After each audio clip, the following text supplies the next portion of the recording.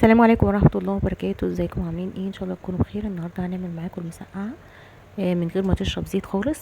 زي ما انتوا شايفين كده احنا معانا فنجان متقطع، هنرش عليه رشة ملح. رشة الملح دي مش هتخليه لما تقليه يشرب زيت معاكي خالص. ومعانا طبعا بصلة متقطعة، ومعانا طماطم ضرباها، وكمان معانا فلفل حراق وتوم. يلا بقى نروح على الحلة بتاعتنا، هنحط شوية زيت، وبعد كده هننزل بالبصلة وهنقلبها. هنقعد نقلب فيها لحد ما انا مش عايزاها تخش معايا في تسبيكه، عايزاها تبقى خفيفه كده.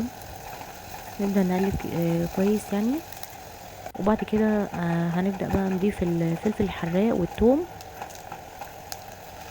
لو انت مش حابه الاضافه ديت ممكن ما تحطهاش.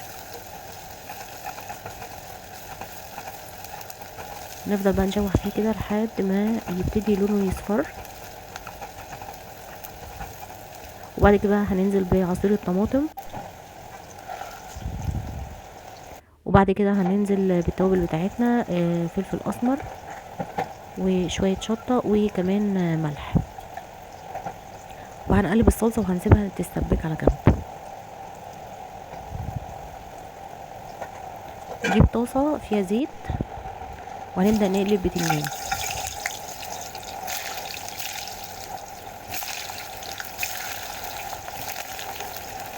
زي ما انتم شايفين ان شاء الله لما تحطي عليه الملح مش هيشرب منك زيت خالص. طبعا بنفضل نقلب فيه عشان ما يتحرقش. واول ما ياخد اللون اللي احنا شايفينه دوت بنبدا نطلعه، يعني ياخد اللون ده من جميع الجوانب. هنبدا نطلعه.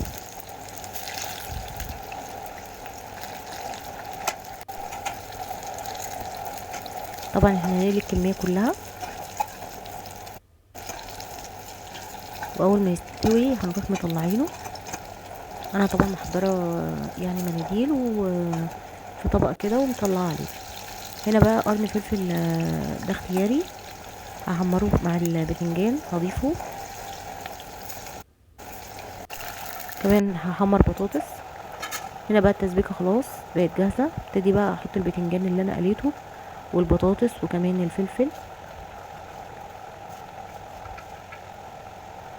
وافضل اقلب الكميه كلها في الصلصه. احط كمان البطاطس اللي انا حمرتها. اللي مش حابه البطاطس ممكن ما تحطهاش. كده نكون خلصنا. طبعا سيبناها تتسبك كده نكون خلصنا. يا رب الفيديو يعجبكم، متنسونيش من اللايك والاشتراك.